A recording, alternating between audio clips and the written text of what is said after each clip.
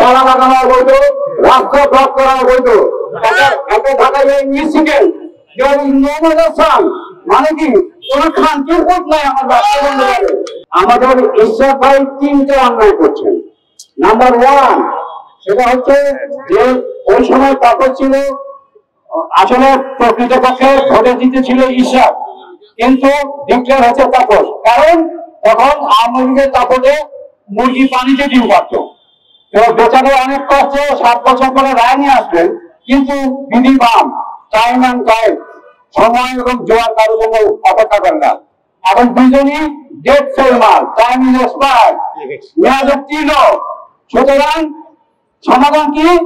Please 90 দিন wait করবে, আর 90 দিন সফর করুন। রসুল বলেছি আমরা জনগণই ভোটে আপনাকে মেয়র বানাবো, যদি থাকে রসুলে আপনা আপনি আসবে। আচ্ছা, তাহলে এখন এই 65-তে তারা কেন লাগালেন? এই যে যারা কিনেছেন এই টাকার টাকা আমাদের জনগণের, ঠিক আছে? তাহলে আমি কিছুদিন আগে একটা জমি রেজিস্ট্রি করছি, আমি নিজের হাতে 3 লক্ষ টাকা ট্রেজারিতে জমা দিচ্ছি। নেতার খাতায় যাই হোক ওইখান থেকে টাকা নিয়ে 65-তে তারা কিনেছেন, আবার আমার বেলা লাগিয়েছেন, বলেন সরি। সুতরাং কান করে শুনুন সাংবাদিক ভাই বোনেরা, এটা সমাধান নিয়ে যান। তালা লাগানো বৈধ, রাস্তা ব্লক করা বৈধ।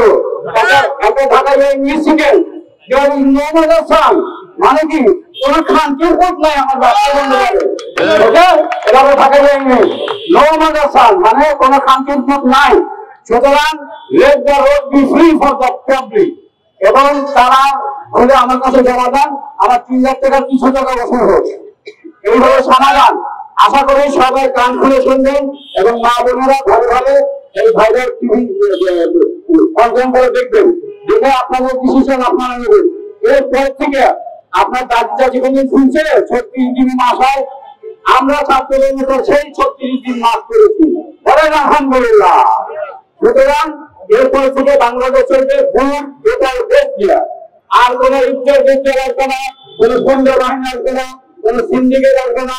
এবং সেই সাথে দেশের যে প্রবলেম, 4টা প্রবলেম, বন্দর নাকি বেঁচে দিল, করিডোর দিয়ে নাকি ইজ্জত গেল, এর সমাধান করে দিব। আগে আপাতত নগরের জঙ্গল সাফ করেন, তারা আমার কাছে জমা দেন, রাস্তা খবরদার ব্লক করবেন না।